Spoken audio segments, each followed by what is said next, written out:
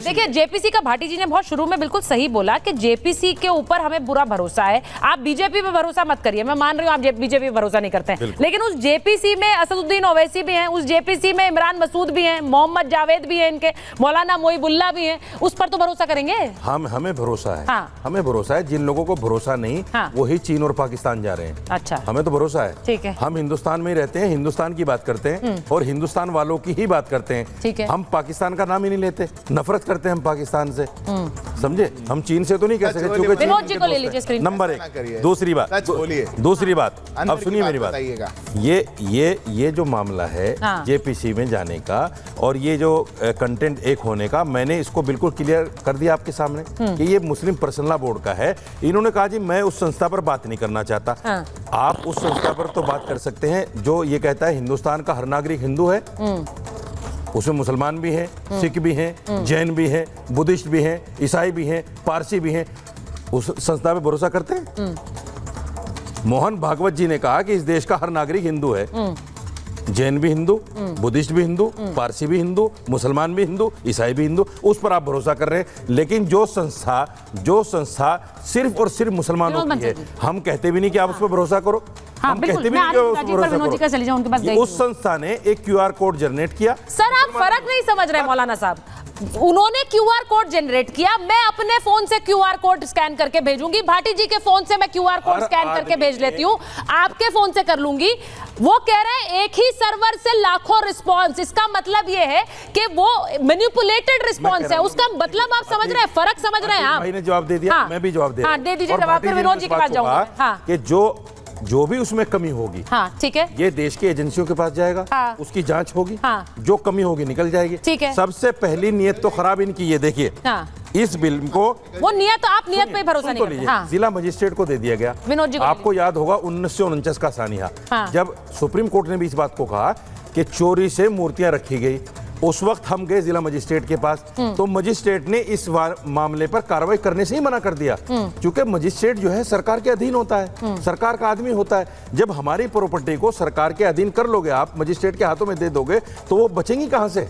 अरे सर अब देखिए, अब तो हमें डर है। अब ये आप अपनी प्रॉपर्टी कहते हैं। मैं आरिफ सिद्धार्थ जी एक बार विनोद जी से मेरी प्रॉपर्टी, मेरे बोलिए राज जी बोल रहे हैं, सुचारिता जी मेरी प्रॉपर्टी है। सुचारिता जी आपके और मेरे बीच में डिस्प्यूट हो जाएगा तो हम जिला मजिस्ट्रेट के पास जाएंगे। आपके और मौलाना जी के बीच में होगा तो क्यों नहीं जाएंगे? मौलाना जी कहीं बाहर से आए हैं क्या? देश का कानून और देश का संविधान नहीं है क्या? सही बात है। देश का संविधान लागू गुरुद्वारा प्रबंधक संविधान के अंदर नहीं जाएंगे। गुरुद्वारा यही तो प्रबंधक समस्या है। क्यों नहीं है? यही कारण है कि तब चिल्लाया जा रहा है, कारण यही है।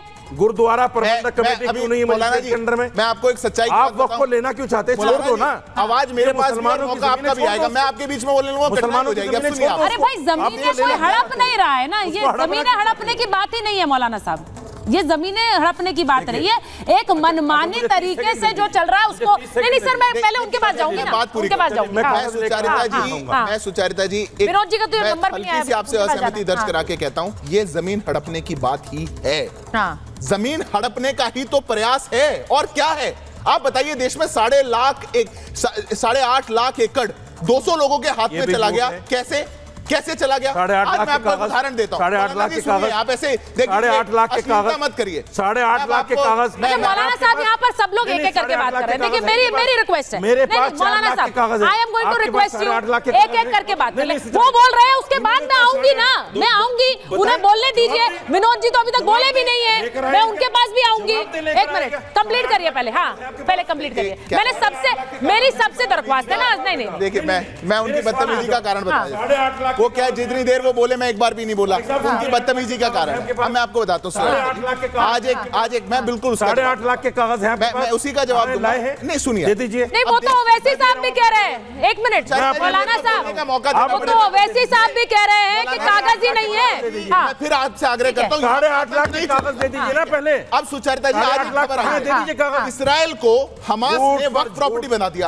आज खबर आई है, पूरे एक देश को वक्फ प्रॉपर्टी बना दिया। Hamas charter chapter chapter number 11 उसमें लिख दिया कि पूरा देश जो है वो वक्फ का है। भारत के साथ भी ऐसा ही करेंगे। और रही बात कागज की, जितना कागज है उतना रखिएगा, 1 इंच ऊपर मत मांगिएगा। अरे अभी तो कह रहे थे इन्हीं के नेता जो सारी वक्फ की प्रॉपर्टी पर जा रहे हैं, वो वहां पे जाके कहते हैं हमारे पास तो कागज ही नहीं है, सब चला जाएगा हाथ से। कागज तो ही वैसे नहीं साहब ने कहा है, अरे कहा है दिक्कत यही तो है कि कागज नहीं उन्होंने कहा है। जिसका कागज होगा देश के बार-बार सबसे मजे की घूमेंगे, बात, देश की बात विचारिता नहीं जी, करेंगे। सबसे मजे की बात, देश के बार-बार आज ये कागज दिखा रहे हैं। कुछ दिन पहले क्या कहते थे मौलाना जी, कागज नहीं दिखाऊंगा, मैं नहीं दिखाऊंगा। आज दिखा रहे हैं, देखो 4 लाख का कागज है, तुम्हारे पास कितना है, देखो देखो देखो कागज देखो। अच्छा विनोद बंसल जी के बाद चले जाइए बाहर। विनोद जी मैंने एक दिल्ली की खबर भी दिखाई है। समस्या ये है कि वहां पर भी वो एक जमीन है, अब डीडीए कह रहा है वो हमारी जमीन है, कोर्ट ने भी कह दिया डीडीए की जमीन है। मुझे दुख इस बात का होता है कि स्वतंत्रता सेनानी के नाम पर भी हम एक हिंदू मुसलमान कर रहे हैं। विनोद जी का ऑडियो नहीं आ रहा है।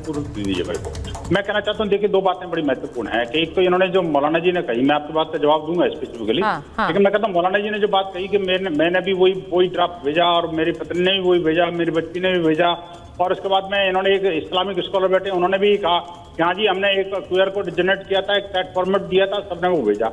मैं चाहता हूँ जेपीसी ने मांगा क्या था और उन्होंने दिया क्या था, ये समझना पड़ेगा। जेपीसी ने मांगा था कि जनता के इंडिपेंडेंट व्यू पॉइंट चाहिए, इसमें जनता का सुझाव चाहिए, वो उसमें कोई किसी जिहादी संस्था के सुझाव नहीं चाहिए थे। किसी का कोई कॉन्स्पिरेसी नहीं चाहिए थी कि कॉन्स्पिरेसी के तहत आपने एक ड्राफ्ट बनवाया पाकिस्तान में, उसके बाद भारत में बुला करके all India Muslim personal law board के नाम से जो है ना जी, उसको 5 भाषाओं में अनुवाद करके भेज दिया। और ऑल इंडिया पर्सनल बोर्ड नहीं, बाकी और भी कई संस्थाओं के माध्यम से जी इन्होंने भेजा। और भेजा, ये कहा कोई सिर्फ ही इसी को QR कोड को स्कैन करना है और तुरंत मेल कर देना है अपने नाम से, मतलब नाम जाएगा व्यक्ति का। विनोद बंसल जी डरे हुए लग रहे हैं कुछ, जाएगी इनकी। एक मिनट में मेरी बात को पूरी होने दीजिए प्लीज। डरे हुए लग रहे हैं विनोद बंसल जी, एक तो ये डर गए आप, डर गए विनोद बंसल जी, आप दूसरी डर बात ये है गए। कि देखिए ये सूत्र तो ऐसे नहीं काम चलेगा, देखिए ये गलत बात है। हाँ, एक एक करके बोलिए। अरे भाई एक एक करके बोल लीजिए। ये मुझे क्यों एक बीच में बार बार टीचर की तरह बोलना पड़ता है? एक एक करके बोलिए। आप लोग तो सब बड़े वरिष्ठ हैं ना, एक एक करके बात करेंगे। प्लीज विनोद जी बात कंप्लीट करिए। हाँ, इस तरह भी मैं कह रहा हूँ, दिल्ली वाला जहाँ तक सवाल है, दिल्ली में देखिए रानी लक्ष्मीबाई से दुराव किसको है? तो संविधान को मानेंगे नहीं, कोर्ट को मानेंगे नहीं, और आप देखिए कि ये रानी लक्ष्मीबाई को मानेंगे नहीं। और आप देखिए ये कह रहे हैं कि वहां के जो लोगों ने जो बाइट दी है, वो कहते हैं अगर रानी लक्ष्मीबाई की प्रतिमा अगर लग गई तो हमारा नमाज कबूल नहीं होगी वहां पर। आप सोचिए, वीरांगना की मूर्ति से उनकी नमाज कबूल नहीं होगी, ये सोचिए। फिर वे कहते हैं हम तो राष्ट्रभक्त हैं। आप मुझे बताइए कि जमीन किसकी? डीडीए की।